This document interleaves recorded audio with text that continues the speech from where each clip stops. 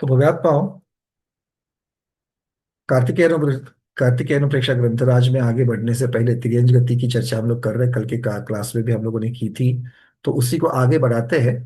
तो तिर्यंज गति में कल हमने देखा कि त्रस भी आते हैं, स्थावर भी आते हैं, एकेंद्रीय भी आते हैं, विकलेंद्रीय भी आते हैं, सकलेंद्रीय भी आते हैं, सैनी भी आते हैं, असैनी भी आते हैं, पर्याप्तक भी आते हैं, अपर्याप्तक भी आते हैं, सूक्ष्म भी आते हैं, बादर भी आते हैं, असंख्यात भी आते हैं और अनंत भी आते हैं। तो ये जो तिर्यंज गति है, इसमें 5 प्रकार के तिर्यंज मुख्यतः माने गए हैं, उनका वर्गीकरण किया गया है किसी अपेक्षा से। उसमें सामान्य तिर्यंज, जिसमें अभेद रूप कोई किसी प्रकार का किसी विवक्षा से कोई वहां पर नहीं है, बस सारे के सारे तिर्यंज जो तिर्यंज है, तिर्यंज गति जिन्होंने बांधी है, तिर्यंज आयु जिन्होंने बांधी है, वो सारे। दूसरा ग्रुप कर दिया, कौन सा किया, कौन बताएगा फटाफट, चलिए जल्दी जल्दी। बार बार मेरे लिए वही हाथ ऊपर आते हैं, 4 गिने चुने वो नहीं चाहिए। बाकी लोग जागो भाई, आप लोगों को भी 16 अध्याय करना है। अर्चना दीदी बोलिए। अर्चना दीदी भरूच, कहाँ गया आपका वीडियो।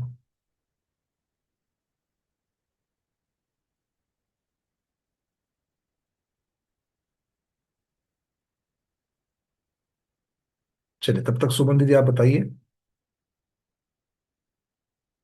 जो तिरंगे एक दूसरे को खा लेते हैं मार के, या म्लेच्छ धीवर, और ये उनका शिकार करते हैं, मार देते हैं। ये उसमें कौन लोग आ गए, ये आप जो हिंसक बता रहे हो वो किसकी चर्चा कर रहे हो।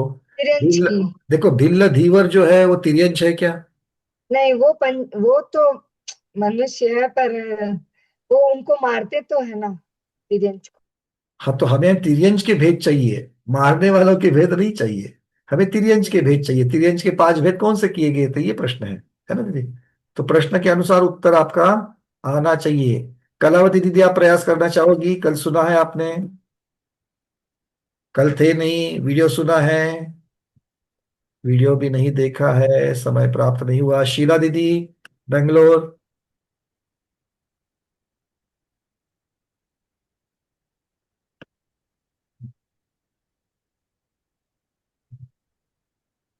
अलका शाह दीदी बारामती बताइए।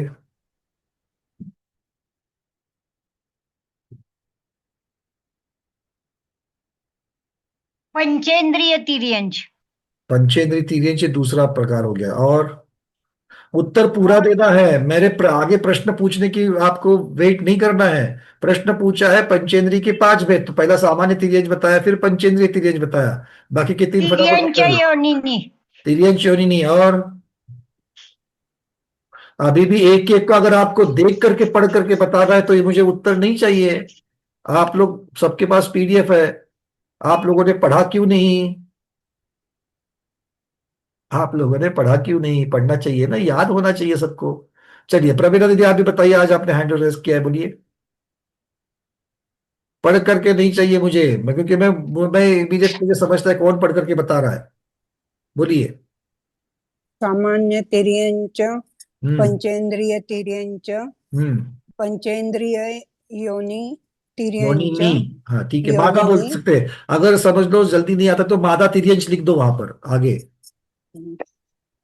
नंतर पर्याप्त तिर्यंच, पर्याप्त। अपर्याप्त बहुत बढ़िया, पंचेंद्रिय, बहुत बढ़िया। अपर्याप्त पंचेंद्रिय।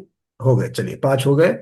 ठीक है, अब पर्याप्त पंचेंद्रिय, ये ऐसा तिर्यंच का भेद क्यों किया है सारिका दीदी वैजापुर। पर्याप्त पंचेंद्रिय ऐसा भेद क्यों किया। सौदनी पंचेंद्रिय है इसलिए। पर्याप्त। पर्याप्त तिर्यंच पंचेंद्रिय जो होते हैं वो सम्यक दर्शन और व्रत को धारण कर सकते हैं, इसके लिए इनको अलग से किया है। ठीक है, ये ध्यान रखना है सब लोगों ने। अब आपको बताना है, सब लोग सहनन को समझते हैं। सहनन क्या होता है, सहनन, सहनन किसे कहते हैं, डॉक्टर शैला दीदी। हड्डियों का जो रहता ना, उसको ऐसे 6 प्रकार, जैसे वज्र वृषभ हड्डियों पारस। का जो रहता है क्या रहता है। वो नहीं समझ में आया, लेकिन वज्र वृषभ नारासन अनंत, उसके बाद में वज्रसन, वज्र नारासहनन, कीलक सहन, हुंडक सहनन, 5 हो गए। कुंडक सहनन है क्या? नहीं। संस्थान है, देखो संस्थान मतलब आकार हाँ। होता है ना? हाँ। इसीलिए हमने पहले कीलक, परिभाषा पूछी। कीलक कीलक सहन। और कीलक हाँ, तो कीलक यहाँ कीलक। लगता है। नहीं नहीं नहीं, कीलक कीलक। अच्छा, कीलक, कीलक, हाँ हाँ। कीलक। और और असंपृष्टता, क्या बोलते हैं उसको? असंपृष्टता, अर्चना जैन दीदी जरा बताओ। चलो आप जल्दी नजदीक पहुंचे हैं दीदी, स्वप्रातिक, पर थोड़ा सा, स्वप्रातिक, थोड़ा रिवीजन बाकी है। और अच्छी स्वप्रातिक। तरीके से रिवीजन, थोड़ा सा ये चीजें याद होनी चाहिए, ठीक है ना? आप वंदना जैसे भैया जी, मंझे हुए स्वाध्यायी जो पुराने हैं उनको अच्छी तरीके से याद होना चाहिए ये। हाँ बोलिए। 6 प्रकार के संहन होते हैं जिसमें हड्डियों पहले की सहनन संरचना। की परिभाषा, मैं सहनन की परिभाषा पूछ रहा हूँ, सहनन का अर्थ समझ रहा हूँ, उसके भेद बाद में बताना। प्रश्न क्या है, ध्यान से सुन लो सब लोग। हाँ भाई, सहनन किसे कहेंगे? क्योंकि वो समझ में आएगा तो अपने आप उत्तर भेद क्या जाएंगे। जो हड्डियों की संरचना के अनुसार विभिन्न प्रकार से डिवाइड किया गया है, 6 प्रकार से डिवाइड किया है अलग अलग से, मतलब हड्डियों के जोड़ की संरचना के अनुसार। हड्डियों की जोड़ की संरचना, बहुत बढ़िया।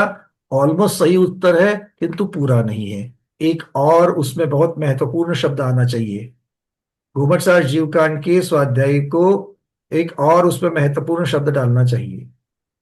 प्रमोद जी। सही। हेलो। हाँ बोलिए। हड्डियों का मतलब प्रकार और उनका जोड़ जोड़ का प्रकार, मतलब दोनों उसमें आएंगे। वो ये तो अर्चना दीदी ने बता दिया, फिर भी पूरा करना है उसको, दीपा दीदी। हड्डी और अ, उसमें के जो कुसुम बंधने दीदी, वाले कुसुम दीदी। बंधने वाले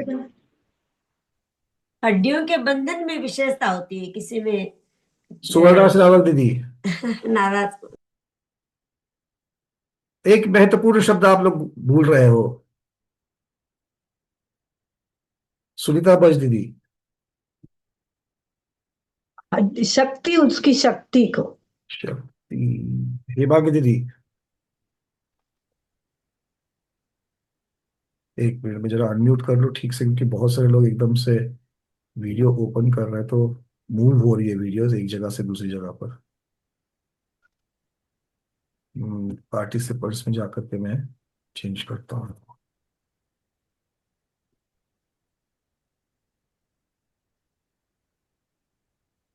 हाँ दीदी बोलिए, हेमंत दीदी। सहनन नाम कर्म के उदय से हड्डियों का बहुत बंधन। बढ़िया, ये शब्द मुझे चाहिए था ये, क्योंकि ये बहुत महत्वपूर्ण शब्द है। कारण, सहनन नाम कर्म की वजह से जो प्राप्त होता है, अब क्या प्राप्त होता है बता दीजिए आगे, जो आप लोग सब लोगों ने बता दिया। हड्डियों का जुड़ना और उसका जो विशेष प्रकार का बंधन हड्डियों होता का ढांचा, हड्डियों का स्वरूप, हड्डियों की शक्ति, सारे शब्द लगा लो, ठीक है। किंतु सहनन नाम कर्म की चाहिए। अच्छा, अब इसके साथ में आप 6 बता दो। वज्र वृषभ नाराज सहनन, वज्र नाराज सहनन, नाराज सहनन, ये हो गए 3 शुभ सहनन। और उसके बाद में 3 नीचे वाले। अब 3 नीचे वाले कौन बताएगा?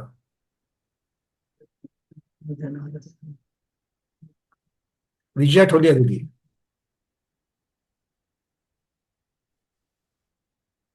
दीदी फिर से म्यूट हो गया, फिर से खोलिए। हाँ, प्रणाम करती हूँ भाई साहब, वंदना करती हूँ। राम राम। वज्र वृषभ नाराज, वज्र नाराज, नाराज, अर्ध नाराज, तिलक और असंप्राप्ता सुरपाटिका। बहुत जी सुंदर, प्रणाम भाई बहुत साहब। सुंदर। सारे के सारे 6 नाम इसमें आ गए, ठीक है। यहां तक की चर्चा हो गई। अब इसको तिर्यंच के साथ जोड़ना है। अब तिर्यंचों में इसमें से कौन कौन सा सहनन होता है?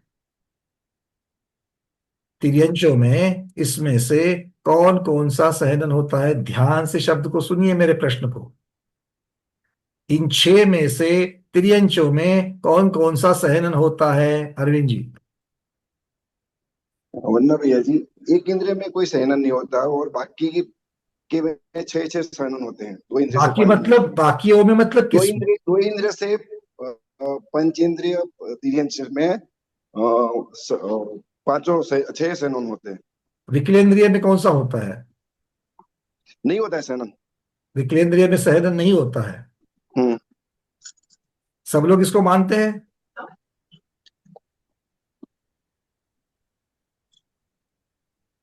अच्छा, पंचेंद्रिय में कौन सा होता है? ये तो विकलेंद्रिय का होमवर्क के लिए रख दो। चलो, पंचेंद्रिय के लिए, पंचेंद्रिय में कौन कौन सा होता है?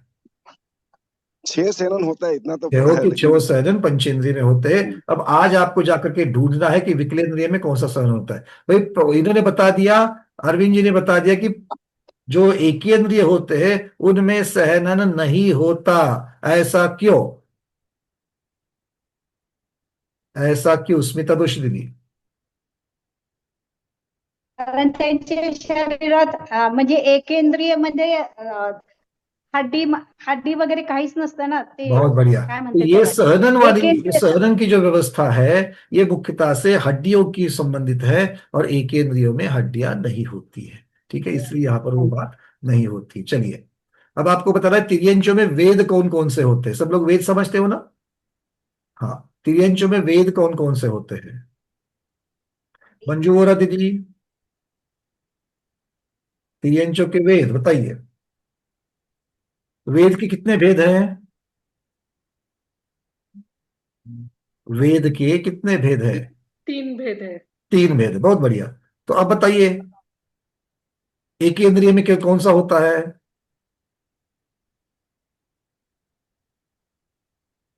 नहीं नहीं भैया। थोड़ा सा सोचेंगे तो आपको पता है, मुझे मालूम है। एक, अब देखो 3 प्रकार के वेद है, पुरुष वेद, स्त्री वेद और नपुंसक नपुंसक वेद। वेद। और हाँ। वेद की चर्चा वेद मार्गना में भाव वेद की अपेक्षा से आई है। ठीक है, तो मुख्यतः से अब वनस्पति की अपेक्षा देखो, पृथ्वी कायिक जलकायिक की अपेक्षा देखो, उसमें पुरुष स्त्री भेद होता है क्या? नहीं। भाव की नहीं। अपेक्षा नहीं होता है। नहीं। तो वहां पर पुरुष वेद और स्त्री वेद होगा क्या? नहीं। और कोई ना कोई तो वेद होना ही होना है तीनों में से। तो कौन सा होगा? नपुंसक वेद होगा। नपुंसक वेद। तो उत्तर आपके पास है कि नहीं है? यही विकल्प को लगा दो, 2 इंद्रिय, 3 इंद्रिय, 4 इंद्रिय, वो भी नपुंसक। वो भी नपुंसक है। अब आते हैं पंचेंद्रिय, उसमें 2 प्रकार के हैं, सैनी और एक असैनी। सैनी और असैनी। हाँ, अब असैनी में कौन से होंगे? तीनों वेद पाए जाएंगे। वैसे ही सैनियों में भी तीनों वेद तीनों पाए वेद जाते पाए हैं, जाए। क्योंकि पंचेंद्रिय में गर्भज जहां होते हैं वहां पुरुष स्त्री नपुंसक तीनों भी पाए जाएंगे। सम्मूर्छन जहां होते हैं वहां पर नियम से नपुंसक वेद तिर्यंचों में पाए जाएंगे। ठीक है, चलिए थोड़ा सा सब लोग बीच बीच में क्या बोलते जाना।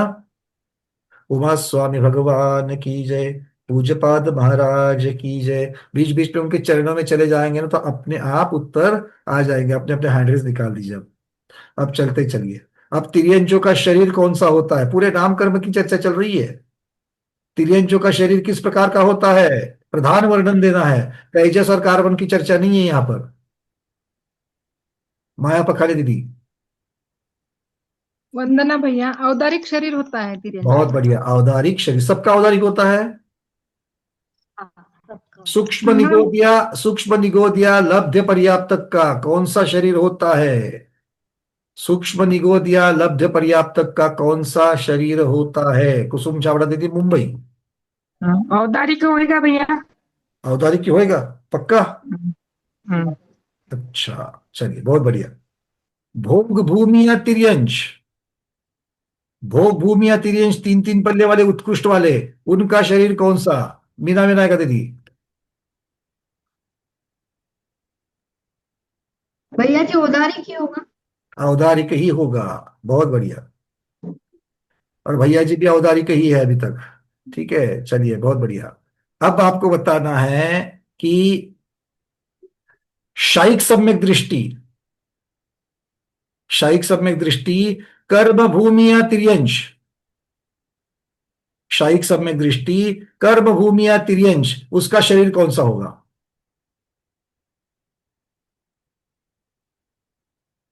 कहा गए सब लोग? थोड़ा विजयलक्ष्मी दीदी। शायिक सम्यक दृष्टि तिर्यंच में होता ही नहीं है ना, तो फिर कौन बोला शायिक ऐसा? ऐसा कौन बोला कि तिर्यंच में नहीं होते? अगर क्षयिक मनुष्य सम्यक में क्षयिक सम्यक को पाने के पहले अगर तिर्यंज की आयु बांध ली, फिर क्षयिक सम्यक पा लिया, तो कहा जाएंगे तिर्यंज की आयु बांधी थी तो तिर्यंज में जाएंगे। औदारिक शरीर ही होता है। औदारिक ही होता है। तो कर्म भूमिया क्षयिक सम्यक दृष्टि का विजयलक्ष्मी दीदी कह रही है औदारिक होता है। और किसी को कुछ कहना है? अलका बढ़ जाते दीदी। वंदना भैया जी, आज सभी तिर्यंचों के और मनुष्य के औदारिक शरीर ही होते हैं, तो वो कहीं के भी तिर्यंचो सबका औदारिक शरीर ही होगा।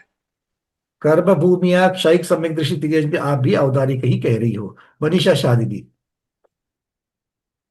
वंदना भैया जी, औदारिक ही रहेगा। औदारिक ही रहेगा। अच्छा, जिनको जिनको लगता है कि औदारिक रहेगा वो हैंड रेज निकाल दो। इसके विपरीत और कोई दूसरा उत्तर है तो वो हाथ ऊपर करे। अनुपमा दीदी फलटन, बोलिए। तिर्यंच्याचं 5वंच गुणस्थान असतं, त्यांना क्षयिक सम्यक होत नाही। अरे 5वां गुणस्थान होता है, क्षयिक सम्यक तो नहीं होता है, ऐसा किसने बताया? 5वां गुणस्थान होता है, ठीक है। अभी अभी मैंने क्षयिक सम्यक दृष्टि का बता दिया ना आपको कि भाई पहले आयु बांधी तिर्यंज की, उसके बाद क्षयिक सम्यक दृष्टि बने। तो उनको तो तिर्यंज में क्षयिक सम्यक दृष्टि होते हैं। हमारा प्रश्न है कर्म भूमिया क्षयिक सम्यक दृष्टि की चर्चा चल रही है। पूर्णिमा दीदी। औदारिकच के। हाँ नहीं, आपका हो गया दीदी। अभी थोड़ा दूसरों की भी बात करते हैं। औदारिक वालों का नहीं चाहिए मुझे, जो दूसरा उत्तर है उनके अपेक्षा से। औदारिक तो बहुत लोगों ने। प्रश्न एक बार और पूछिए। अरे वाह, बहुत बढ़िया। भाई यही कर्म भूमिया क्षयिक सम्यक दृष्टि का शरीर किस प्रकार का होता है? कर्म भूमिया क्षयिक सम्यक दृष्टि तो उदारी की होगा ना उनका शरीर। सुरेखा दीदी अहमदाबाद, बोलिए। वंदना भैया, कर्म भूमिया क्षयिक सम्यक दृष्टि तिर्यंच नहीं होगा। जब तिर्यंच तो सम्यक दृष्टि होगा तो वो भोग भूमि का तिर्यंच होगा। सब लोगों ने सुन लिया। तिर्यंचों में क्षयिक सम्यक दृष्टि होते हैं, किंतु वो सिर्फ भोग भूमि में पाए जाते हैं, कर्म भूमि में नहीं। कर्म भूमि तिर्यंच को क्षयिक सम्यक होगा क्या? नहीं होता। और कोई तिर्यंच की आयु बांधे और क्षयिक सम्यक को प्राप्त करे तो वो नियम से भोग भूमिया तिर्यंच होता है। इसलिए कर्म भूमिया तिर्यंच में क्षयिक सम्यक दृष्टि नहीं होते। लिख लो। सारी की सारी मार्गराहें लगानी पड़ेगी, ठीक है।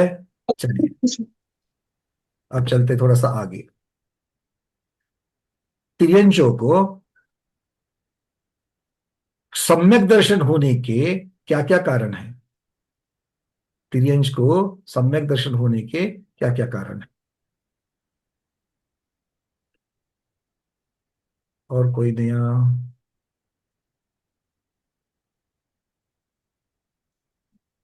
जो हैंड रेज करेंगे उनको ही हम पूछेंगे, जिन्होंने नहीं बताया। सुजाता शाह दीदी बताइए। जाति स्मरण हो सकता है। हो गया। हाँ, जाति स्मरण हो सकता है। एक ही कारण है। और जिसको पूरा उत्तर आता है वो बताए, बाकी लोग हैंड रेज निकाल दो। मीनाक्षी दीदी। देवदर्शन। जाति स्मरण। कौन से देव का दर्शन करना है? देव के महिमा हो, मानस स्तंभ वगैरह के दर्शन करते हैं ना। मेरे देव दर्शन आपने बताया, मतलब किसका? व्यंतरवासी का दर्शन करना है, ज्योतिषवासी का करना है? भगवान तिलोक बिंब बोलिए फिर। बिंब दर्शन शब्द से बहुत बहुत महत्वपूर्ण बात है। चलिए, जिन बिंब दर्शन। और जिन बिंब दर्शन वेदना भी होती है उनको। वेदना से नारकी को होता है, तिर्यंच को वेदना से घोड़ा मारते हैं, भूख प्यास की बाधा होती है। नहीं, उससे सम्यक दर्शन नहीं होता दीदी। वो नारकी को वेदना अनुभव बताया है। और कौन है जिन्होंने अब तक नहीं बताया?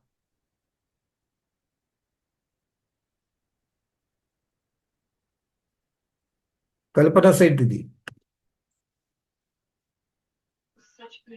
जिन बिंब दर्शन। जिन बिंब दर्शन बता दिया, जाति स्मरण बता दिया, 2 तो हो गए। अनिता पहाड़े दीदी।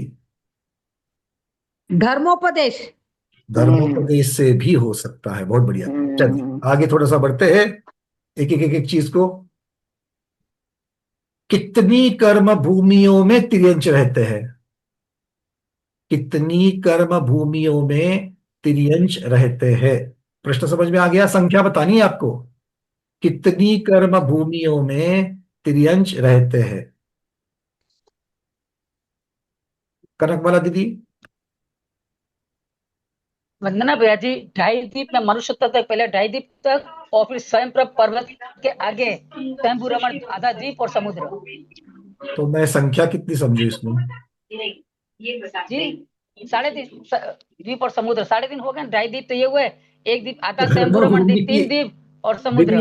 इसमें भोग भूमियां भी आती है, ढाई द्वीप में भोग भूमियां भी है, तो आप कर्म भूमि की संख्या बता कर्म भूमि की जो स्वयं रमण जो कर्म द्वीप स्वयं पर्वत के आगे जो आधा स्वयं द्वीप है वहां पे वो भूमिया की नहीं। वो तो जोड़ देंगे, बट ढाई द्वीप की कितनी कर्म भूमि वो भी तो बताओ, संख्या आती है कि नहीं आती है? अच्छा, ढाई द्वीप की तो 15 कर्म भूमिया है। ढाई द्वीप की 15 कर्म भूमियां होती है। बहुत बढ़िया। अब इन 15 कर्म भूमियों के नाम कौन बताएगा? 15 कर्म भूमियों के नाम, प्रमोद जी।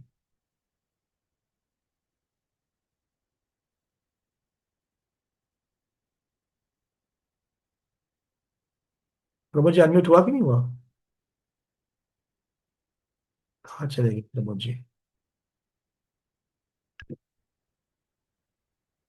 प्रमोद जी वाला वीडियो। अच्छा चलो ठीक है। अभी तक किसने नहीं बताया? जय श्री श्राम दीदी बोलिए। हाँ वंदना भैया जी। और सबसे पहले जम्मू द्वीप में देखेंगे तो भरत क्षेत्र कर्म भूमि है, ऐरावत क्षेत्र है और विदय क्षेत्र 3 हो गई। के बाद में घाटी खंड में जाएंगे तो पूर्व घाटी खंड में भी ऐसे ही विदय क्षेत्र, भरत क्षेत्र और ऐरावत क्षेत्र बनेगा। वैसे ही पश्चिम घाटी खंड में भी भरत क्षेत्र, ऐरावत क्षेत्र और विदय क्षेत्र बनेगा। उसके बाद में पूर्व पुष्करार्ध आएगा, उसमें भी भरत क्षेत्र, ऐरावत क्षेत्र और विदय क्षेत्र बनेगा। और पश्चिम विदय क्षेत्र में भी भरत क्षेत्र, ऐरावत क्षेत्र और विदय क्षेत्र बनेगा। ऐसे कुल सब मिला के 15 कर्म भूमियां हो जाती है। और वैसे भी स्वयंभू रमण समुद्र में स्वयं प्रभ के बाद की जो भूमि है वो भी कर्म भूमि है। बहुत सुंदर, सारे सीखे। इसको शॉर्ट में करें तो 5 भरत, 5 ऐरावत, 5 विदय है। ये 15 कर्म भूमियां हो गई, ये ढाई द्वीप के अंदर। और बाहर देखेंगे तो जो अंतिम स्वयंप्रभ, अंतिम स्वयंभू रमण द्वीप जो है उसके बीचों बीच में चूड़ी के आकार का स्वयंप्रभ पर्वत है, उसके परे तो आधा द्वीप और पूरा समुद्र। इस प्रकार से ये तिर्यंच रहते हैं। चलिए अब मुझे बताना है आपको, क्या मत्स्य क्षयिक सम्यक दृष्टि हो सकता है? आपको बताना है क्या मत्स्य क्षयिक सम्यक दृष्टि हो सकता है?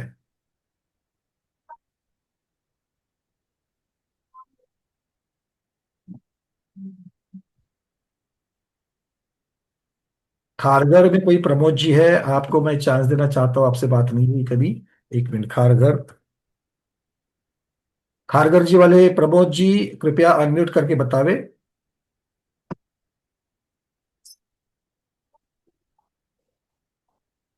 बोलिए सर, अनम्यूट हो चुका है। प्रमोद जी बोलिए, अनम्यूट हो चुका है।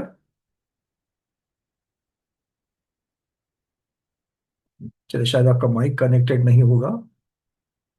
और जिनके वीडियो खुले नहीं हैं वो लोग भी बता सकते हैं।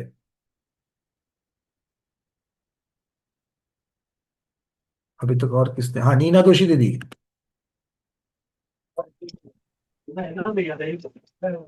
नहीं, मत्स्य क्षयिक दृष्टि नहीं हो सकता, क्यों? एक समय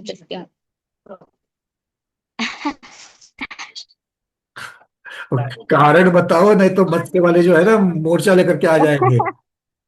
राजश्री गांधी दीदी, आपने उत्तर ठीक बताया बिल्कुल, अब कारण बताना है। राजश्री गांधी दीदी, डॉक्टर क्योंकि भोग भूमि में जलचर नहीं होते, इसलिए और साइड सम्यक दृष्टि तिर्यंच केवल भूमि में ही हो सकते हैं। शायिक बहुत सम्यक बढ़िया, बहुत बढ़िया। तो क्षायिक सम्यक दृष्टि तिर्यंच की चर्चा चल रही है, और क्या मत्स्य हो सकता है? तो क्षायिक सम्यक दृष्टि तिर्यंच सिर्फ और सिर्फ भोग भूमि में पाए जाते, जो हम लोगों ने पहले देखा, और भोग भूमि में जलचर जीव नहीं होते हैं, इसलिए मत्स्य जो है वो क्षायिक सम्यक दृष्टि नहीं हो सकता है। ठीक है, सबको बात समझ में आ गई? चलिए आगे बढ़ते हैं। अब हमारे पास एक सम्मूर्छन मत्स्य है, हमारे पास एक सम्मूर्छन मत्स्य है। क्या उसको उसको वो सम्यक दृष्टि है? सम्यक कौन है? सम्मूर्छन मत्स्य है। सबको समझ में आ रही बात है? सम्मूर्छन पद्धति से जन्मा हुआ मत्स्य है और वो सम्यक दृष्टि है, तो उसे किस प्रकार का सम्यक्त्व होने की संभावना है? किस प्रकार का सम्यक्त्व उसे हो सकता है?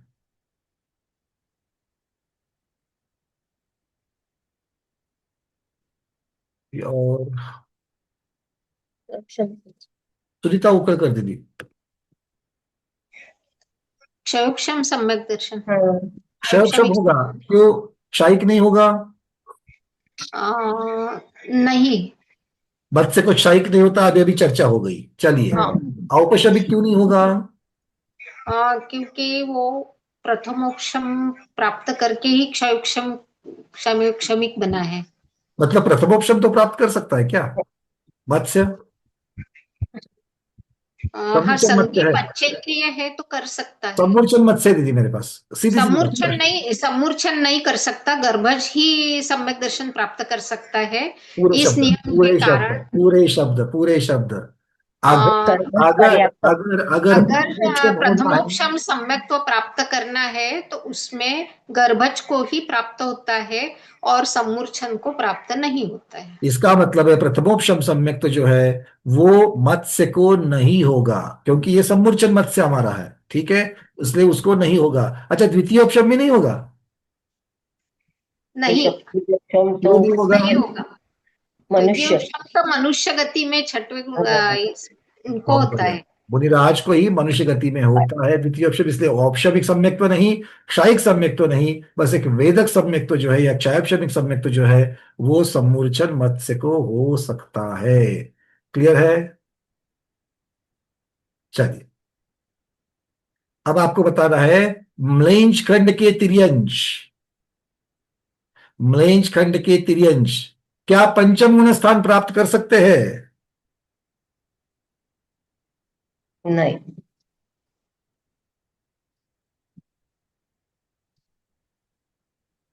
म्लेंछ खंड के तिर्यंश पंचम गुण स्थान, ज्योति दोषी दीदी। वंदना भैया, म्लेंछ खंड मध्ये सम्यक दर्शनच होत नाही ना। कोई बात नहीं, अगर चक्रवर्ती के साथ आ जावे तो, जैसे म्लेंछ राजा आते हैं। हाँ, यहाँ आर्यखंड में आ जावे तो हो सकता है। हम अनुव्रत की बात कर रहे हैं, व्रतों की बात कर रहे हैं। सम्यक दर्शन तो चलो ठीक है, क्या व्रत ले सकते हैं? हाँ, वो भी ले सकते हैं। कोई ग्रंथ का प्रमाण आधार कहीं पढ़ा है, किसी ने बताया है, या तर्क है? तर्क। हाँ, तो बहुत बिल्कुल आपने प्रामाणिक उत्तर दे दिया। सब लोग यही तर्क करते हैं। क्यों? क्योंकि मनुष्यों के बारे में इस प्रकार का आगम में वर्णन आता है। जब गुरुओं को और आगम में जिस प्रकार का अगर पुस्तक में अगर ढूंढा जाए तो आगम में, उपलब्ध आगम में इसका कहीं पर भी वर्णन नहीं है कि क्या मनुष्यों के समान म्लेंछ खंड से आए हुए तिर्यंश व्रतों को धारण कर सकते हैं, पंचम गुणस्थान को धारण कर सकते हैं। आगम कहता है, उपलब्ध आगम कहता है कि ऐसा कोई भी वर्णन आगम में प्राप्त नहीं होता, उपलब्ध आगम में प्राप्त नहीं है। इसलिए इसका उत्तर केवली भगवान ही देंगे। तो उत्तर क्या होगा? उपलब्ध आगम में इसका वर्णन नहीं मिलता। ठीक है, क्लियर है? चलिए। हाँ भैया।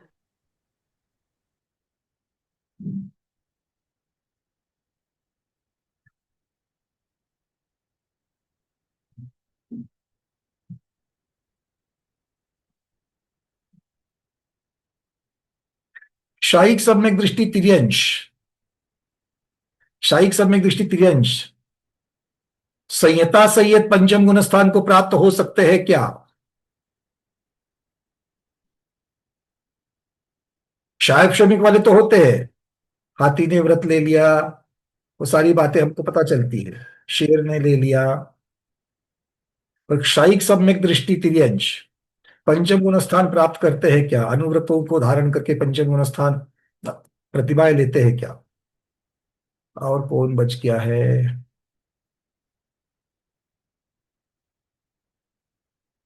चंदा जवारिया दीदी। वंदन भैया जी नहीं लेते हैं। क्यों?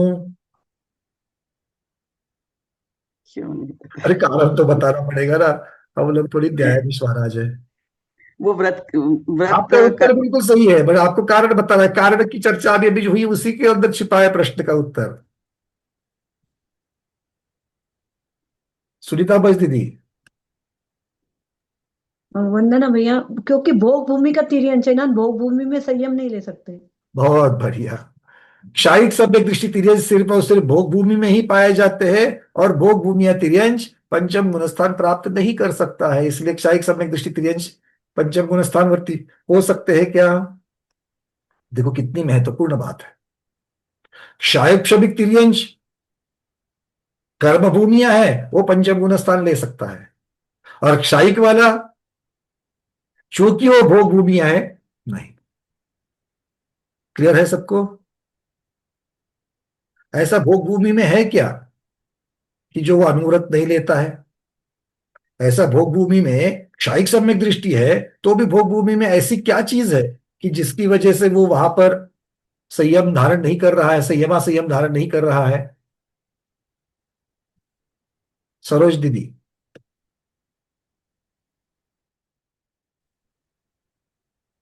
भैया जी वंदना, ये क्वेश्चन तो भैया जी मेरा था कि भोग भूमि में क्यों नहीं ले सकते। अच्छा, आपका प्रश्न भी वही है। चलिए फिर किसी को तो हम दोनों मिलकर के ढूंढते हैं प्रश्न को, उत्तर को। रुको, सुवर्णा श्रावक दीदी अनम्यूट होता है क्या देखिए। हाँ वंदना भैया, हुआ ना? आई आवाज? आ रहे प्रश्न प्रश्न क्या था वो भूल गए। भोग भूमि में ऐसा क्या है कि तिर्यंच क्षायिक सम्यक दृष्टि हो करके भी वहां पर अनुव्रत संयम धारण नहीं कर सकते? वहाँ भोग भूमि में चौथा ही गुणस्थान है, पांचवा गुणस्थान नहीं करके अनुव्रत नहीं ले सकते। अरे ये तो निर्णय हो गया ना सर्वोच्च न्यायालय का, हमें कारण चाहिए, कायदा तो बताओ। वैसे तो कोई बैरी देव या विद्याधर कोई लाके दे, तो यहाँ लाके डालने की जरूरत ही नहीं है। यहाँ तो क्षायिक सम्यक दृष्टि की चर्चा चल रही है, और क्षायिक सम्यक दृष्टि तो पहले से भोग भूमि में है तिर्यंश। बहुत बढ़िया। यहाँ पर हमारे सोल दीदी कहती है because of too much of favourable life, बहुत ज्यादा सुख होने की वजह से वहां पर संयम की भावना ही नहीं है। और ये प्रश्न मैंने आपको क्यों छेड़ा था? जो अभी तक संयम को हमारे और आपके बीच में जो बैठे हैं और संयम को धारण नहीं कर पा रहे हैं, क्या बहुत ज्यादा सुख में तो मगन नहीं है? भोग भूमि में जो कारण है, क्या हमारे यहां पर वही उपस्थित हो रहा है? एक बार ये चिंतन जरूर करना चाहिए। भाई ठीक है, सबको क्लियर हो रही है बातें? तो इस प्रकार से ये तिर्यंच की हमने काफी चर्चा की। अब थोड़ा सा चलते हैं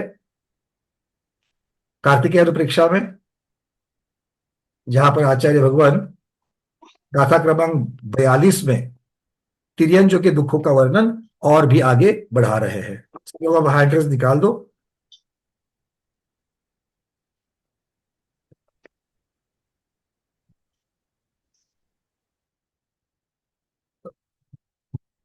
अन्नोन्नम खज्जन्ता तिर्यां पावन्ति दारुणं दुःखं माया विजत्थ भक्कदी अन्नो को तत्थर खेदी।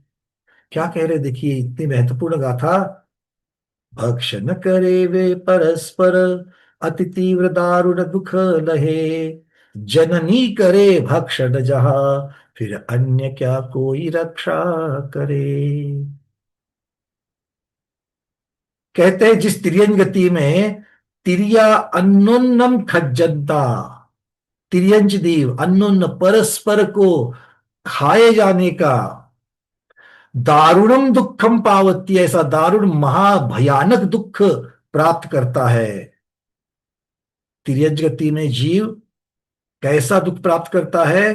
तो परस्पर में तिर्यंच के द्वारा ही खाए जाने का महादुख, सिर्फ दुख नहीं, दारुण दुख, भयानक दुख प्राप्त करता है। और उसके लिए दृष्टांत क्या दे रहे हैं, उदाहरण क्या दे रहे हैं, फैक्ट्स क्या बता रहे हैं? जथ माया विभक्खदी, जहां पर माता भक्कदी भक्षण करती है, जिससे, जिस माता के गर्भ से उत्पन्न हुआ है, वो माता ही अपने बच्चे को खा लेती है। जितने भी ये मार्जार कुल कहलाते हैं, बिल्ली के कुल के कहलाते हैं, शेर हो, बिल्लियां हो, उनमें देखा जाता है उन्हें अपने प्रसूति के समय इतनी भूख लगती है, इतनी भूख लगती है कि वो ये भी विवेक नहीं कर पाती है कि वहां पर वो किसको खाए जा रही है अपने भूख को मिटाने के लिए। तो वो साक्षात अभी अभी जने हुए अपने बच्चों को ही खाना चालू करती है। जो शेर रहता है, ये तो शेरनी की बात हो गई, जो शेर रहता है पुरुषवेदी, वो उस एरिया में दूसरे शेर का प्रभाव नहीं चाहता है, इसलिए छोटे शावक को भी मारने में कम नहीं करता है। ऐसे उदाहरण सिर्फ तिर्यंच गति में मिल सकते हैं, प्रधानता से अपने बच्चों को ही जन्म के समय ही खाने वाली। ठीक है, तो ये आचार्य भगवान यहां पर हमें कह रहे हैं। और जब ऐसी परिस्थिति है, जब अपनी स्वयं की माता से ही आपको रक्षा नहीं हो सकती है, तो तत्त अन्नो को रख दी, वहां पर दूसरा कौन आपकी रक्षा कर सकता है? शुभचंद स्वामी क्या कहते देखते, गाथा क्रमांक 42, अन्योन्यम खादन्तः तिर्यञ्च प्राप्नुवन्ति दारुणं दुःखं, मातापि यत्र भक्षति अन्यः क तत्र रक्षति।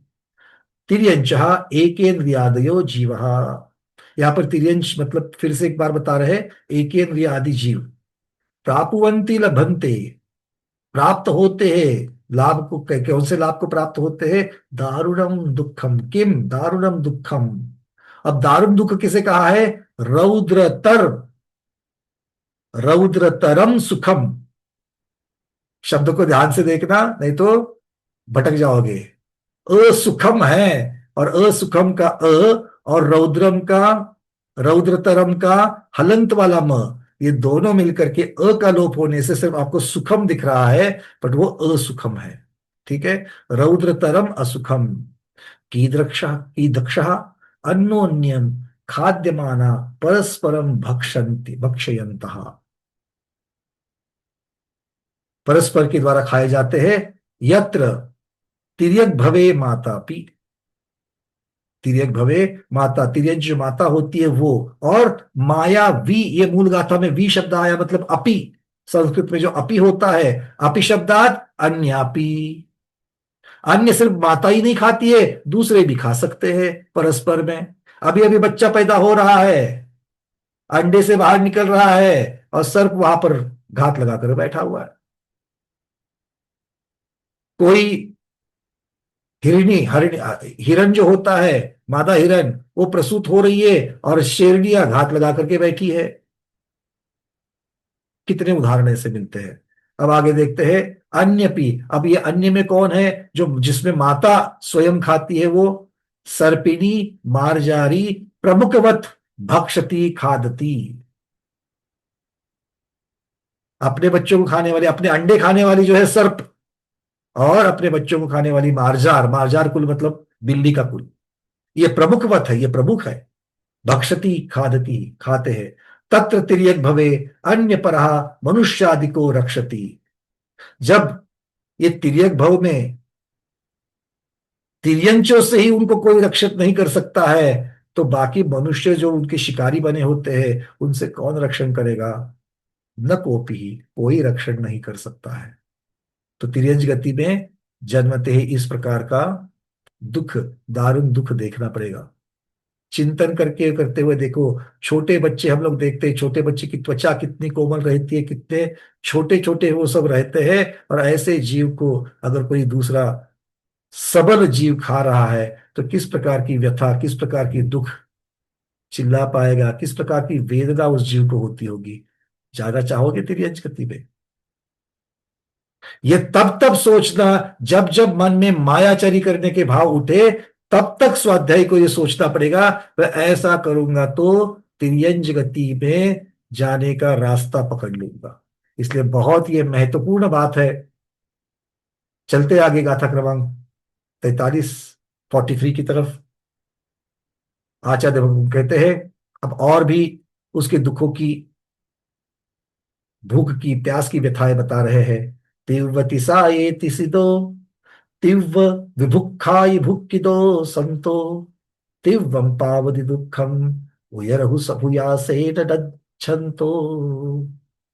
अति प्यास से प्यासा तथा अति भूख से भूखा रहे, उद्राग्नि से जलता हुआ अति तीव्र दारुण दुख को सहे।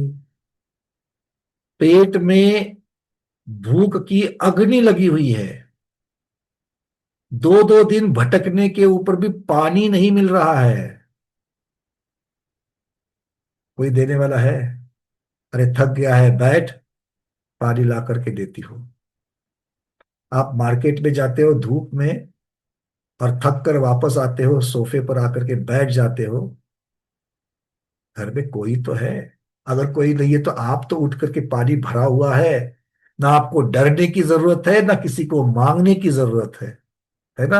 और इतना भी अगर नहीं रुक सकते तो मार्केट में भी बॉटल की व्यवस्था है, वहां भी पानी पीते हैं लोग। तिर्यंच ने क्या करना चाहिए? 10 रुपए देकर के बिस्लरी की बोतल लेनी चाहिए। 2-2 दिन भक्ष के ऐसे उदाहरण अभी अभी देखे गए हैं।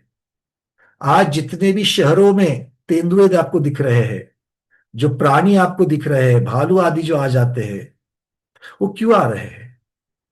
उनको पर्याप्त भक्ष जंगल में नहीं मिल रहा है, पानी नहीं मिल रहा है, सब उसके जो पानी के जितने भी स्रोत होते हैं वो सूख जाते हैं, तो उसी के लिए तो वह यहां पर आ रहे हैं। तो ये क्या व्यथा नहीं है? अगर आपको जब भूख लगी हो, बहुत भूख लगी हो, भूख की वेदना हो, और तब अगर खाना ना मिले तो अच्छा, खाना भी क्या मिले? वन्य पशुओं को तो हम लोग जल्दी देखना नहीं जाते हैं, किंतु आजू बाजू में जो पालतू है, जो रास्ते पर घूम रहे हैं, आपने बहुत बार देखा होगा, कुत्ते कुत्ते आ रहे हैं, कहीं एक जगह पर सूंघ रहे हैं, फिर आगे जा रहे हैं, फिर वहां सूंघ रहे हैं, फिर आगे जा रहे हैं, फिर सूंघ रहे हैं, फिर आगे। क्या सूंघ रहे हैं वो? भोजन को सूंघ रहे हैं, भोजन फिर भी नहीं प्राप्त हो रहा है। अच्छा, जो प्राप्त होगा वो उनको चाहिए वही प्राप्त होता है। जैसे आज आपको अगर चाहिए पकोड़े खाने हैं, बारिश हो रही है, पकोड़े खाने हैं, तो आप अपने परिवार को बोल करके अपनी खुद के हाथों से बनाकर खा सकते कि नहीं खा सकते हो? अरे लौकी के बोल रहा हूं मैं, इतना क्यों इतना सोच रहा हूं? मैं लौकी के भक्ष पकोड़े की बात कर रहा हूं। प्रतिभाधारी भी खाते हैं, मर्यादा वाला। तो कुत्ते को अगर पकोड़े चाहिए तो वो किसको मांगेगा? है कोई? ये इतना डिटेल्स में क्यों जा रहा हो? ये हमारे चिंतन का विषय होना चाहिए। ये जब तक हमारा विषय नहीं होता है तब तक तिर्यंच गति, तिर्यंच गति, कोई हमें फर्क नहीं पड़ता, कहीं भी जाएंगे, कोई प्रॉब्लम है। आ रही बात समझ में? ये जब तक हम अपने मन को एक एक दृष्टांत देकर करके चिंतन में नहीं बताते हैं, तब तक हमें उन चीजों से डर नहीं लगेगा और तब तक हम कुकर्मों से नहीं बचेंगे। अब आगे चलते हैं। कह रहे हैं तीव्र तिसाए तिसिदो। तिर्यंच गति का जो जीव है वो तीव्र तिसाए, तीव्र तृष्णा का, तिसाए मतलब तृष्णा का, तिसिदो प्यास से पाचा, तृष्णा से तृष्णावत हो गया है, तो तीव्र प्यास से प्यासा हो गया है। तीव्र विभुखाई, तीव्र भूख से भूख की दो संतो, भूखा भूखा भूखा है। और उयर अर्थात उदर, हुयासेन दज्जंतो, उदराग्नि से वो हुलज रहा है, दज्जंतो जल रहा है। और ऐसा जलता हुआ क्या करता है? तीव्रम दुखम पावती, तीव्र दुख को पाता है। ठीक है, चलिए चलते शुभचंद स्वामी के चरणों में, क्या कहते देखते हैं। तीव्र तृषया तृषितः, तीव्र बुभुक्षया बुभुक्षित सन, तीव्रम प्राप्तोति दुःखम उदरहुताशेन धैर्यमाण प्राप्नोति लभते। किम, किसको लाभ, किसका लाभ होता है, किसको प्राप्त होता है?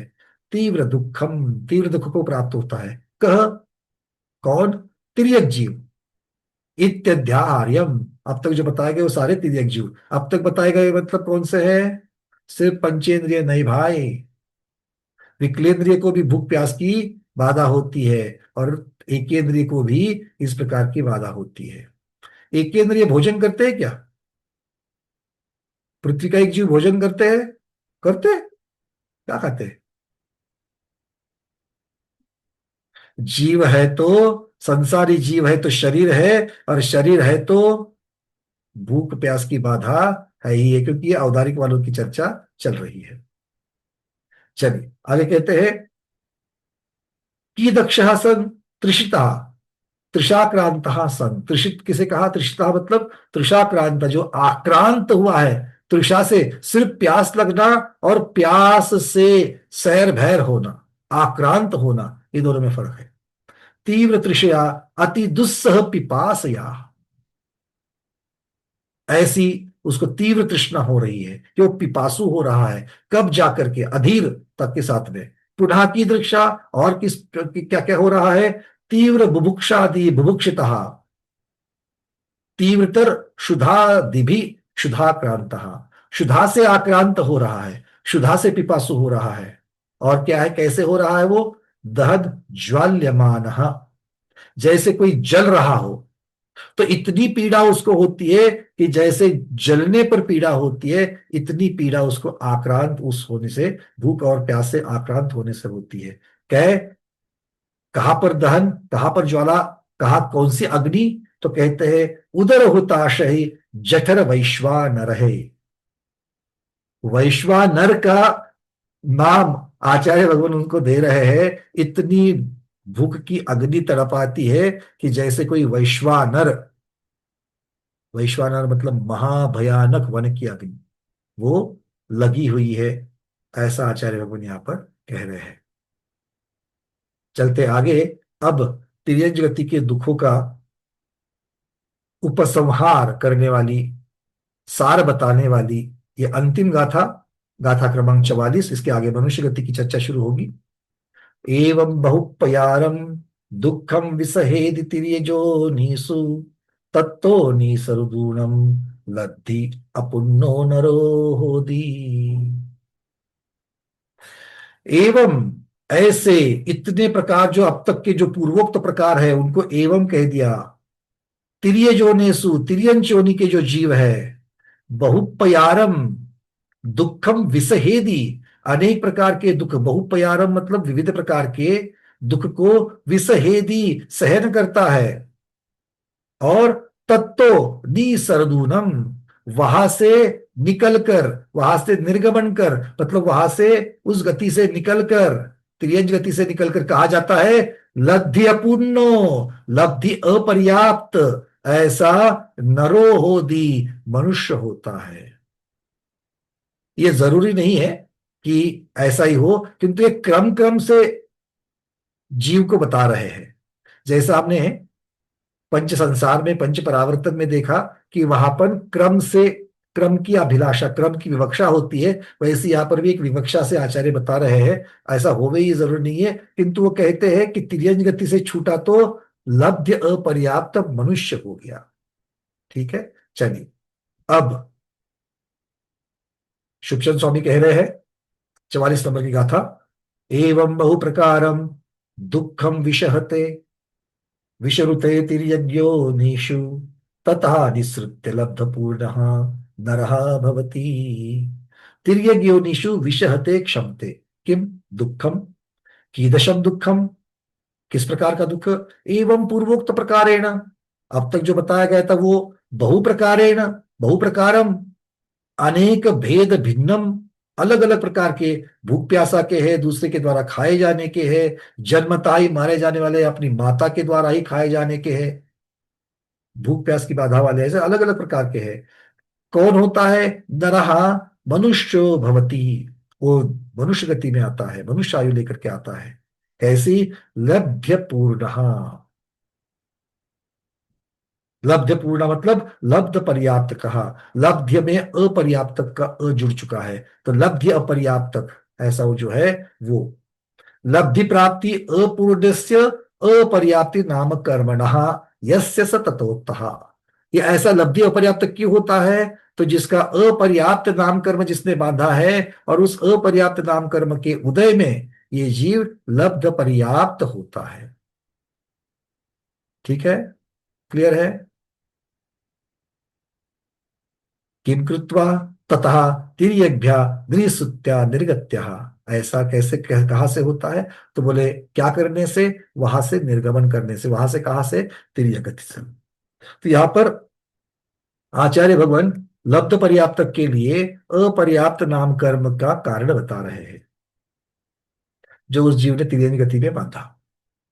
निर्वृत्त पर्याप्तक होने के लिए, निर्वृत्त पर्याप्तक होने के लिए कौन सा कर्म कारणभूत है? लब्ध पर्याप्तक के लिए तो अपर्याप्त नाम कर्म का उदय, और निर्वृत्त पर्याप्त के लिए वो भी अपर्याप्तक है। तो निर्वृत्त पर्याप्तक के लिए कौन है?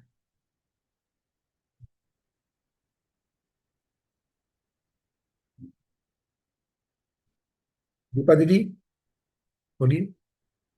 पर्याप्तक नाम कर्म का उदय। पर्याप्तक नाम, पर्याप्त नाम कर्म है, क लगाने से उसका स्वामी बन जाएगा।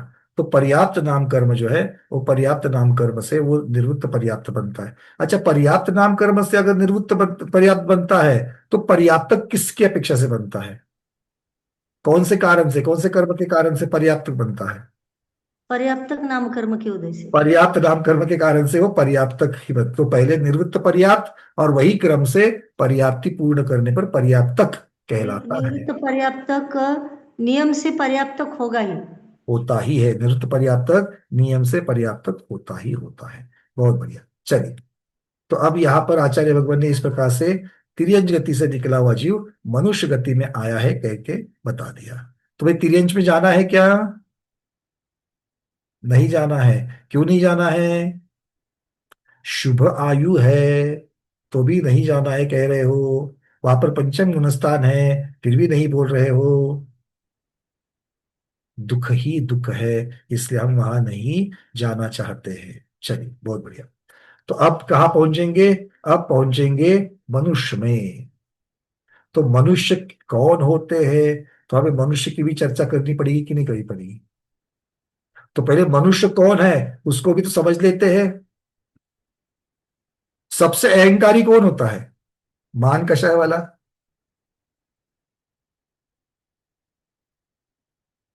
अहंकार किसमें है? मनुष्य में अहंकार ही अहंकार बना हुआ है।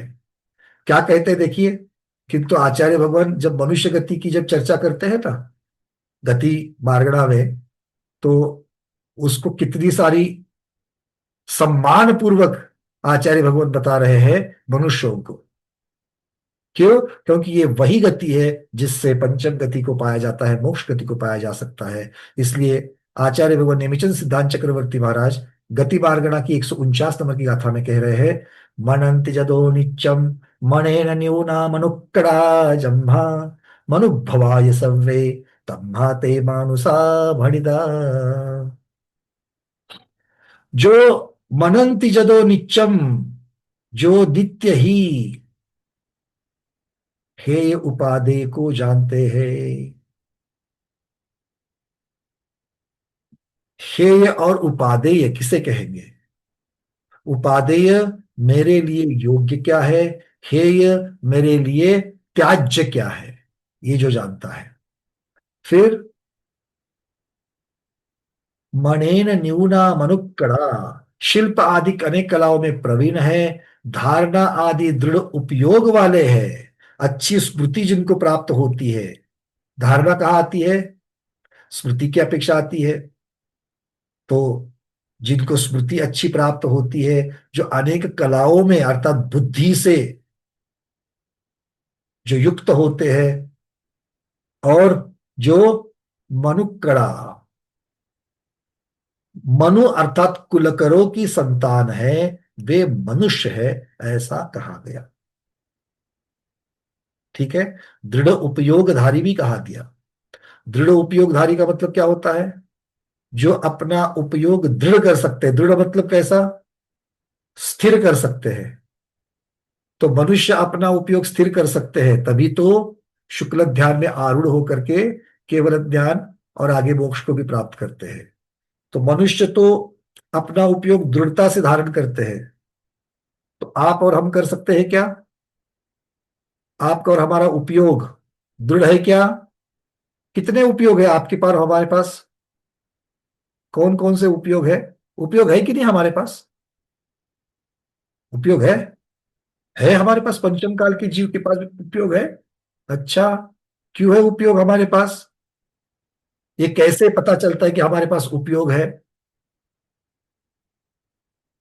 नीला दीदी, हमारे पास उपयोग है, इसकी सिद्धि किससे हो जाएगी?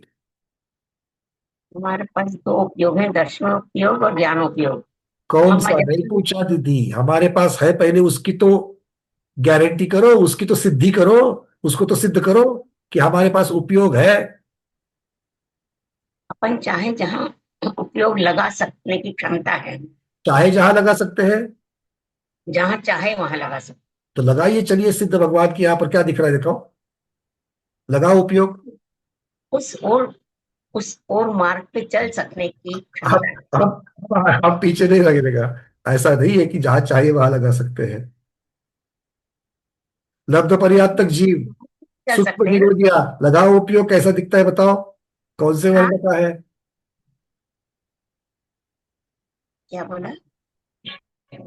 उपयोग अगर कहीं भी लगा सकते हैं तो लब्ध पर्याप्त तक सूक्ष्म निगोदिया जीव, उसके शरीर के ऊपर उपयोग लगा लो और बताओ कौन से वर्ण का है और कहां पर है। आगे है, पीछे, लेफ्ट में है, राइट में है, कान के बाजू में है, नाक के बाजू में बैठा है, कहाँ बैठा है? नहीं लगा। हाँ, हमारा बहुत लिमिटेड उपयोग है और इसीलिए अब उपयोग की चर्चा चलेगी। उपयोग बहुत महत्वपूर्ण है, क्योंकि आचार्य भगवत कहे कि मनुष्य के पास भी ऐसा उपयोग है जो दृढ़ता से लगा सकता है। तो पहले हमारे पास उपयोग है कि नहीं, इसको तो सिद्ध करो। अरविंद जी, उपयोग है क्या आपके पास? हाँ, ज्ञान और दर्शन से हमारा उपयोग तो है ही। और ये तो आपने बता दिया, सिद्ध तो करो। ज्ञान है तो ही ये ज्ञान अच्छा, का ज्ञान है तो ज्ञान तो आपका गुण है, दर्शन आपका गुण है। तो ये गुण और उपयोग, इसमें तालमेल कैसे बिठाएंगे? सबसे पहले तो बातें ज्यादा नहीं खींचते इसको, सब लोगों को पता है। उपयोगो लक्षणम, जीव का लक्षण ही उपयोग है। मैं जीव हूं अर्थात उपयोग है ही। ये सिद्ध करने के लिए पर्याप्त है कि नहीं है? बिल्कुल बिल्कुल। तीर्थंकर भगवान की वाणी, केवली भगवान की वाणी। अब गुण, अरविंद जी ने कहा था कि उनके पास ज्ञान और दर्शन दो गुण है, फिर उनको और ज्ञानोपयोग और दर्शनोपयोग दोनों को कैसे लगाएंगे? क्या अरविंद जी के पास का ज्ञान गुण और दर्शन गुण और उनका ज्ञानोपयोग दर्शनोपयोग एक ही है?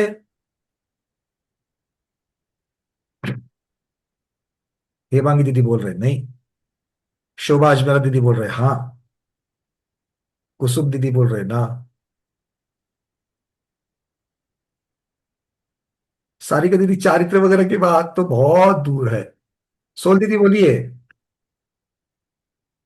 गुण जो है वो ज्ञान और दर्शन है, और उनकी पर्याय जो है वो है एक समय की अवस्था, दैट इज ज्ञान उपयोग एंड बहुत दर्शन उपयोग। सुंदर, बहुत सुंदर।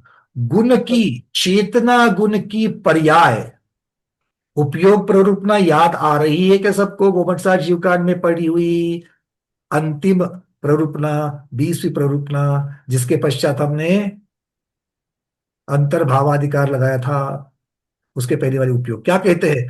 जीव के पास चेतना गुण है और चेतना गुण की पर्याय, ऐसी पर्याय जो हमें अपने ज्ञान गुण का एहसास कराती है, दर्शन गुण का एहसास कराती है, उस शक्ति का एहसास कराती है, क्योंकि गुण शक्ति है। और उसकी पर्याय, जैसे दीदी ने कहा, वो एक समयवर्ती है। एक समय में, प्रति समय में ज्ञान और दर्शन की पर्याय बदल रही है, क्योंकि पर्याय है तो बदलेगी। और ये उपयोग है, अगर हम अभेद रूप से कहें तो अंतर्मुहूर्त अंतर्मुहूर्त लगता है, क्रम क्रम से लगता है। हाँ या ना? छद्मस्तों में क्रम क्रम से लगता है कि नहीं लगता है? अब हाँ बोल दिया आपने, तो सिद्ध भी करो कि आप में और हम में क्रम क्रम से क्यों लगता है। बहुत महत्वपूर्ण प्रश्नों की चर्चा, बड़ी गूढ़ चर्चा है ये, ठीक है ना? जिनको लिखना है तो बाद में वीडियो को सुनते सुनते लिख लेना, पहले तो लिख ली है, फिर भी एक बार लिख लेना, नहीं तो अकलन का भगवान की जय इतना तो जरूर बोल देना। हाँ भाई बोलो, क्या है? गुण की पर्याय है, तो ये अभी हमारे पास ज्ञानोपयोग फिर दर्शनोपयोग, ज्ञानोपयोग दर्शनोपयोग क्रम क्रम से हो रहे कि नहीं हो रहे? ऐसा क्यों? और केवली भगवान में ऐसा नहीं होता। केवली भगवान की तो ज्ञानोपयोग और दर्शनोपयोग युगपत है, वो भी जीव है, हम भी जीव है। फर्क क्या है? उनके पास युगपत उपयोग दोनों भी, और हमारे पास क्रमिक, ऐसा क्यों? प्रमोद जी।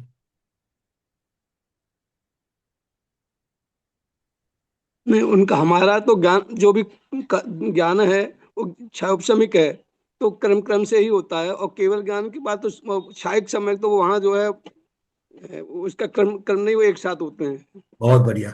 जो क्षायोपशमिक चीजें होती है वो क्रमिक होती है, जो क्षायिक होती है वो युगपत होती है। इस अपेक्षा से ये पर्याय जो हमारी है वो कर्म जनित होने की वजह से, कर्म के क्षयोपशम जनित होने की वजह से ये क्रमिक होती है। केवली भगवान में इस प्रकार से नहीं होती, क्योंकि केवली भगवान ने ज्ञानावरण और दर्शनावरण इन घाती कर्मों का क्षय कर लिया है। ठीक है, चलिए बहुत बढ़िया। अब चलते आगे। मनुष्यों के दो भेद, मनुष्यों के दो भेद। असंगी मनुष्य कहां पर पाए जाते हैं? असंगी मनुष्य कहां पाए जाते हैं? असंगी, समूर्छन, लब्ध पर्याप्तक, लब्ध पर्याप्तक, समूर्छन, असंगी, ऐसे मनुष्य कहां पर पाए जाते हैं? मीनाक्षी दीदी। कर्म भूमि में। कर्म भूमि में। कनक वाला दीदी। नहीं है, लब्ध पर्याय मनुष्य भी संगी होते हैं, असंगी नहीं होते हैं। बहुत सुंदर। शब्दों की तरफ ध्यान देना, मैं बहुत आपको घुमाऊंगा और एक एक पैरामीटर को चेक करना है आपको। एक साइड में मीनाक्षी दीदी यहां पर लब्ध पर्याप्त तक तो कहा, सम्मूर्छन भी कहा, दोनों चीजें मैच हो गई, किंतु असंगी कहा। ये लब्ध पर्याप्तक है तो भी मनुष्य आयु, मनुष्य गति, पंचम पंचेंद्रिय और संगी सौदी नाम कर्म, ये सब का इनका उदय है। और इसीलिए ये सौदी ही कहलाते हैं। भले उनकी मनोपर्याप्ति पूर्ण नहीं होती है तो भी ये सौदी ही कहलाते हैं। हाँ या ना? हाँ। अब आपने हाँ बोल दिया, अब बताओ, इनकी मनोपर्याप्ति पूरी नहीं होती है तो भी इनको सौदी क्यों कहा? इनका संगीपना सौदी नाम कर्म का उदय तो है। और भावमन। भावमन की अपेक्षा बहुत बढ़िया। और भावमन कैसे होता है दीदी? भावमन की उत्पत्ति कैसे होती है? लब्धि लब्धि लब्धि उपयोग। लब्धुपयोगो भावेन्द्रियम। ठीक है, पर दीपा दीदी ये भावमन बनता किससे है? रॉ मटेरियल क्या है? कर्म के क्षयपशम से। कर्म के? केवल ज्ञानावरण कर्म के? ज्ञानावरण कर्म के क्षयपशम से। देखो, अगर मैं कहूंगा कि मैं गुलबर्गा में आ रहा हूं, है ना, तो दीपा दीदी कहते भैया हमारे घर आना, तो हमारे मतलब किसके जाओ? दीपा दीदी के घर जाओ कि प्रिया दीदी के घर जाओ? है ना? तो बताना तो पड़ेगा भैया कौन सा है ये, कौन सा कर्म। अकेला कर्म बोलने से नहीं चलेगा। बोलो। वीर्यांतराय कर्म। वीर्यांतराय कर्म के क्षयोपशम से। और जाति नाम कर्म के। नहीं नहीं, जाति से तो इंद्रिया बनती है। माया पखाड़े दीदी। नाम कर्म। नहीं नहीं नहीं, माया फकर दीदी कहाँ चले गए? हाँ, अनम्यूट कर लो। हाँ, मसीद ज्ञानावरण कर्म और मति ज्ञानावरण कर्म के क्षयपशम से, इसी को आप मति ज्ञानावरण के साथ साथ में नो इंद्रियावरण कर्म के नो क्षयपशम से भी इंद्रियावरण। आप उसको कह सकते हो। ठीक है, क्यों? क्योंकि आघाती कर्म जो है, जैसे जाति नाम कर्म आदि आपने बोला, उनका क्षयपशम नहीं होता, उनका उदय होता है। आघाती कर्म का क्षयपशम होता है क्या? गोत्र कर्म का उदय होता है कि क्षयपशम होता है? साता वेदनी असाते वेदनी का उदय होता है कि क्षयपशम होता है? कितना अच्छा होता है ना, असाता वेदनी का क्षयपशम होता तो थोड़ी सी असाता आ जाती। नहीं, ऐसा नहीं है। नाम कर्म का उदय, थोड़ी सी मनुष्य गति उदय में है, ऐसा चलेगा क्या? नहीं, है ना। तो नाम कर्म हो, गोत्र कर्म हो, वेदनीय कर्म हो, और आयु कर्म हो, आयु कर्म का क्षेपशम होता है क्या? नहीं होता है। तो आघाती कर्म का क्षेपशम है क्या? नहीं है। ठीक है, चलिए अब चलते आगे। अब मनुष्य के और दो भेद है, कर्म भूमिया और भोग भूमिया। कर्म भूमि की चर्चा तो अभी अभी करी। अब भोग भूमिया मनुष्य कहाँ कहाँ पाए जाते हैं, वो भोग भूमिया बतानी है आपको। पूरा उत्तर चाहिए, 2 मिनट ले लेना, किंतु सारा सारा चिंतन करो, ज्ञान के ऊपर मत इतराओ, क्योंकि ज्ञान आपका वो आइसबर्ग के जैसा है, मतलब जो बड़ा बर्फ का गोला पानी के ऊपर तैरता है ना, और फिर बोलते कि एक अष्टमांशी ऊपर है, बाकी सब 7 अष्टमांश नीचे रहता है, तो उसको देख करके हम बोलते कि हमको सब मालूम है। नहीं, ऐसा नहीं चलेगा। गंगवाल जी, कुछ याद आ रहा है? भोग भूमिया कहाँ कहाँ है? अगर आप लोग, हाँ राजकुमारी दीदी, अभी मेरी आपकी वीडियो पर नजर पड़ी करके आप हो गया, नहीं तो आज हम आपको मिल जाता मौका मैसेज भेजने के लिए, भैया हम तो हाथ ऊपर करते हैं, आप बताते ही नहीं हैं, है ना। अगर बटन दबाओगे तो अच्छा समझ में आएगा। बोलो राजकुमारी दीदी, अनम्यूट करो अच्छी तरीके से। हाँ बोलिए। विधि विधि विधि क्षेत्र में जघन्य भोग भूमि और मध्यम भोग भूमि, उत्तम भोग भूमि, ऐसे अपनी 30 भोग भूमियां हैं, धातु खंड की, पुष्करार्ध की, सब मिला के। अच्छा, एक और तो बताओ कि 96 कुभोग भूमि। विदेश क्षेत्र में जगन्य भोग भूमि कौन सी होती है? ये अपने इधर इधर जो है ना, ये कुलाचल पर्वत इधर है ना, नीचे पहले जघन्य, फिर मध्यम, फिर वो सीता सीतोदा का यहाँ विदेश उत्तम क्षेत्र में, विदेश भोग क्षेत्र में भूमि है। कौन सा कुलाचल है? नहीं नहीं, ये कुलाचल भूल गया, है कुलाचल नहीं ना, क्या। पूछ बन रही थी, बचा दिया हमने आपको, गिर जाती आप। जी जी जी हाँ बताओ। जी। एक जघन भूमि पहले ये जघन्य भोग भूमि है, भरत हमें क्षेत्र नाम के। चाहिए ना दीदी, नाम मैं भूल गया हूँ ना, मुझे नाम चाहिए। वो जगत में कौन सी है, मध्यम कौन सी है, उत्कृष्ट कौन सी है, ये सबके नाम चाहिए। देवकुरु उत्तर कुरु उत्तम भोग भूमि है। हाँ, और ये उनके नाम नहीं मालूम, मध्यम भोग कोई भूमि बात नहीं, की। आप और मुझे भी याद नहीं आ रही, नहीं इसलिए तो मैं आप लोगों को पूछ पूछ के परेशान हो रहा हूँ। रेखा दीदी जरा बताओ। हैमवत हैरण्यवत। हेमवत और हिरण्यवत क्या है? अब आगे का तो बोलो, जगन्य है कि मध्यम है? ये मध्यम होगी। अच्छा, ये मध्यम है, तो हरिरम में क्या है? नहीं नहीं, ये जगन्य है। अच्छा, ये जगन्य, आप उसको मध्यम का लेबल चिपका दो, स्टिकर निकाल करके यहां से वहां तो लगाना है। आया ना? अरे, ऐसा मत करो। जगन्य में हेमवत हिरण्यवत आएंगे। कहाँ कहाँ के? कहाँ कहाँ के? जम्बू द्वीप के, पूर्व धातकी के, पश्चिम धातकी के, पूर्व पुष्करात के, पश्चिम पुष्करात के, सभी जगह के हेमवत हिरण्यवत जगन्य भूमि, वही की हरि और रम्यक मध्यम भोग भूमि, और सभी की देवकुरु उत्तर कुरु उत्तम भोग भूमि आएगी। ये हो गए कहा के? ढाई द्वीप के अंदर। हो गई भोग भूमिया हो गई? हो गई? हेमांगी दीदी बोलो, कहाँ रह गई? और चन्नू अंतर्द्वीपों की कुभोग भूमिया भी 96 कुभोग भूमिया होती है। कहाँ होती है दीदी ये?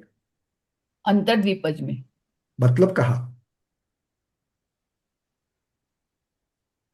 ढाई द्वीप के बाद जो असंख्यात द्वीप समुद्र है, ढाई द्वीप के बाद हमें पूछ की, तो हम पूछ के लिए तो वेट करते रहते हैं और आप लोग आसानी से बना देते हो, है ना। इस थोड़ा सा हमने अंदर पूछा तो आप लोग ढाई द्वीप के बाहर लेकर के गए उनको।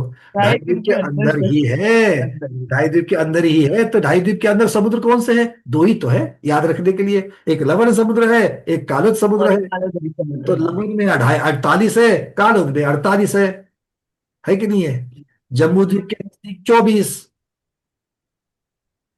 और उसके दूसरे लवण समुद्र के दूसरे छोर पर 24, 48 हो गई।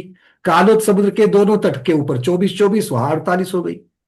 ठीक है ना। अब और डिटेल्स में नहीं घुसते, नहीं तो फिर तिलोई पद्धति की क्लास चालू हो जाएगी। ठीक है, चलिए। यहाँ पर क्या हो गए, देखो कार्तिकेय अनुप्रेक्षा पढ़ते पढ़ते आप लोग तिलोई पद्धति त्रिलोक सार भी पढ़ रहे हैं, हाँ या ना? जहां पहले पढ़ करके आए हैं। अब चलते आगे। कुबोक भूमि की 96 हो गई। भाई पूरा पूरा करो तो, टुकड़े टुकड़े में सब हमको गिनवा रहे हो। ढाई द्वीप के अंदर की हो गई। ज्योत्सना शाह दीदी, अब बताओ क्या रह गई? भरत क्षेत्र ऐरावत क्षेत्र की रह गई भैया। अरे ढाई द्वीप की हो गई माता जी, अब आगे बताओ। हाँ, ये तो उन्होंने तो कुभोगिक को पकड़ पकड़ करके ला लिया। अब और कहाँ रह गई? और रह गई कि कोई कोई भोग भूमि रह गई? डायरी के अंदर की तो सब आ गई। हाँ, जगन्य भोग भूमि के सहित तो सब आ गई। जगन्य मध्यम उत्तम और कुभोग भूमि अभी आ गई। स्मिता दोषी दीदी, रुक जाओ, हाथ दुख जाएगा आपका, एक तब से बेचारी ध्वज भूमि लहरा रही है, बोलिए। अनम्यूट करिए। हा 126 भूमिया झाली की भैया, त्यांचे 30 झाले आणि हे 96 झाले, 126 सब सब भूमिया खत्म हो झाली. गई ना। अब हाँ मध्यलोक में कोई भोग भूमि नहीं है। सब हो गई 106। अच्छा, 126 मनुष्यों से झाली की भैया, मनुष्यों 126 से झाले. संबंधित भोग भूमि बता रहे हो या तिर्यन से संबंधित भोग भूमिया बता रहे हो?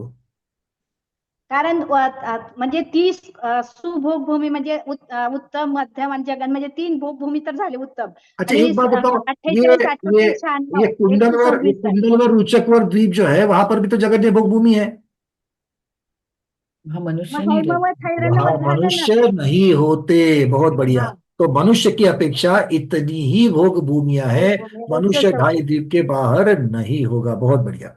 चलिए अब चलते आगे।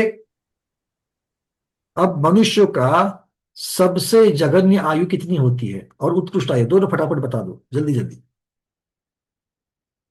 जेटी गंगवाल जी, मनुष्य की जघन्य आयु और उत्कृष्ट आयु।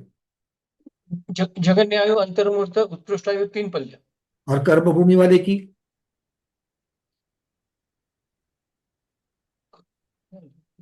कर्मभूमि या मनुष्य की उत्कृष्ट आयु कितनी? स्मिता दीदी, स्मिता महाजन दीदी। 3 पल्ले। वो तो भोग भूमि की हो गई दीदी, कर्म कर्म भूमि की चाहिए। शैला गांधी दीदी अकलूज, बोलिए। 1 कोटी पूर्व विधेयक क्षेत्र में. एक पूर्व कोटि, बिल्कुल ठीक, चलिए बहुत बढ़िया।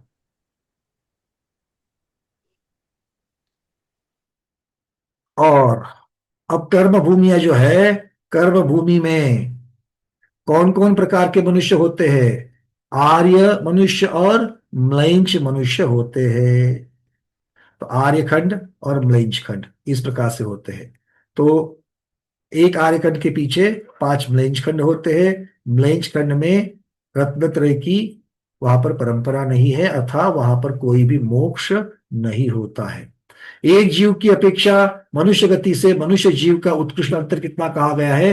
असंख्यात पुद्गल परावर्तन। ज्यादा से ज्यादा अगर मनुष्य से दूर रह करके फिर से मनुष्य में उत्पन्न होना है तो असंख्यात पुद्गल परावर्तन, जैसे तिर्यंज कथा वैसे यहां पर भी है। चलिए, और जगन्य कितना है? जैसे तिर्यंजों का था जगन्य, एक अंतर्भूत जो विरह काल है वो क्षुद्र हो काल प्रमाण हो सकता है। कोई जीव अगर मनुष्य में लगातार उत्पन्न होवे, जन्म मरण जन्म मरण जन्म मरण करके सिर्फ मनुष्य मनुष्य ही बन रहे, अगर लगातार अगर कोई मनुष्य बने तो कितने प्रमाण काल तक वो मनुष्य बनते रह सकता है? अच्छी तरीके से जरा हाथ ऊपर करना, मैं जरा देखूं सही। हाँ, त्रिशला दीदी बोलिए।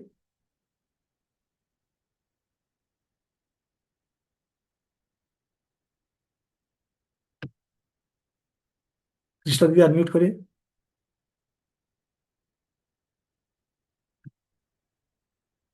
प्रमोद जी बोलिए। उसका तो 48 कोटि पूर्व तक हो सकता, मतलब 48 भाव हो सकते हैं उसके लगातार। इसमें 16 भाव 48 जो भाव है। हो सकते, बिल्कुल ठीक कहा आपने, 48 भाव। और काल? काल तो अब उसी हिसाब से काल 48 कोटि पूर्व भी हो सकता है लगातार। हमें उत्कृष्ट चाहिए सर। आप मनुष्यों की बात कर रहे हैं? मनुष्य की बात, मनुष्य गति लगातार 47 बार तो 48 कोटि, मतलब 47 कोटि पूर्व 3 पल का तक वो हो सकता है। हाँ, क्योंकि 48 भाव में 47 भाव हम देंगे कर्म भूमियों के, क्योंकि नहीं तो एक क्या पल। होगा, वो तो देवगति निकल जाएगा।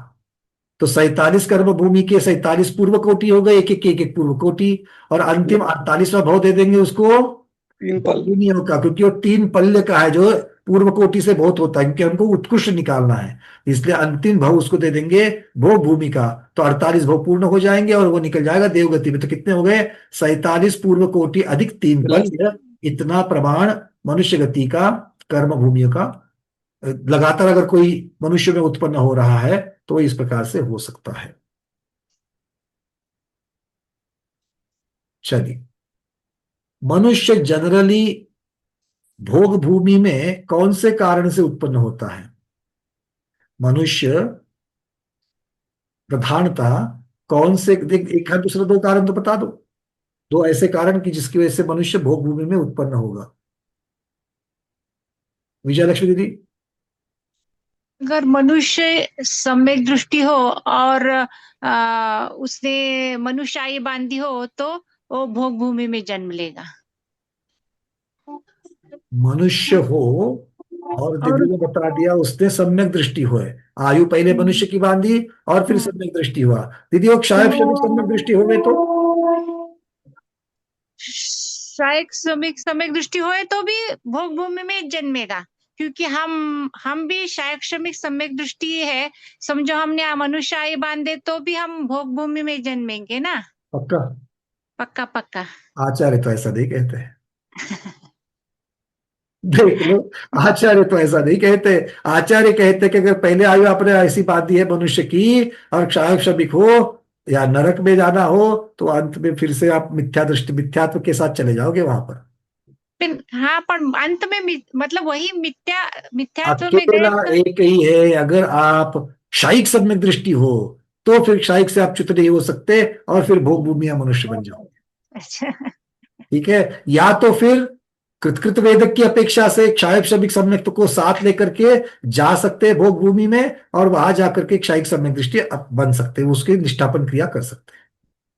ठीक है, क्लियर है? सबको समझ में आ रहा है क्या क्या कह रहा हूं? कृतकृत वेदक, वहां जाना है, फिर क्षायिक सम्यक दृष्टि बनना है, समझ में आ रही है बातें? चलिए, बहुत बढ़िया। समय तो आज आपका पूर्ण हो गया है, मनुष्य के बारे में अभी और चर्चा करनी है। ये चर्चा हम क्यों कर रहे हैं इतना मनुष्य के बारे में डिटेल्स में? ये चर्चा करने का फायदा क्या है? एक अंतिम प्रश्न, ये चर्चा करने का फायदा क्या है? क्यों कर रहे हैं हम इतनी चर्चा डिटेल्स में? कोई नया? अर्चना जैन दीदी।